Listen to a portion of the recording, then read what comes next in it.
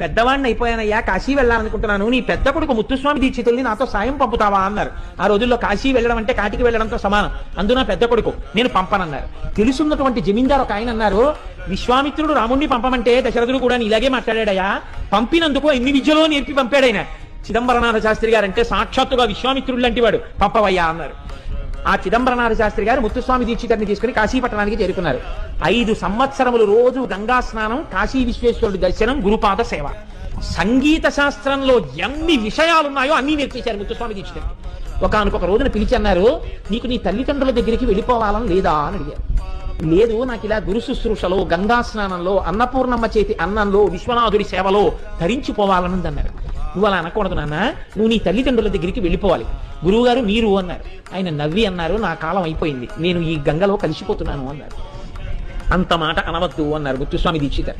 ఇద్దరూ కలిసి గంగా స్నానానికి వెళ్ళారు. రోజు గురువు గారు ముందు దిగేవారు.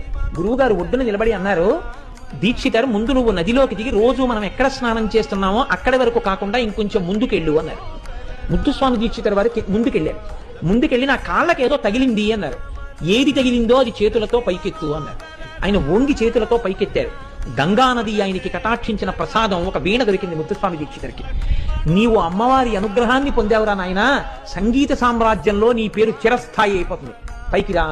పెద్దవాడిని అయిపోయానయ్యా, కాశీ వెళ్ళాలనుకుంటున్నాను, నీ పెద్ద కొడుకు ముత్తుస్వామి దీక్షితుల్ని నాతో సాయం పంపుతావా అన్నారు. ఆ రోజుల్లో కాశీ వెళ్ళడం అంటే కాటికి వెళ్ళడంతో సమానం, అందున పెద్ద కొడుకు నేను పంపనన్నారు. తెలుసున్నటువంటి జమీందారు ఒక ఆయన అన్నారు, విశ్వామిత్రుడు రాముణ్ణి పంపమంటే దశరథుడు కూడా ఇలాగే మాట్లాడాడయా, పంపినందుకు ఎన్ని విద్యలో నేర్పి పంపాడైనా.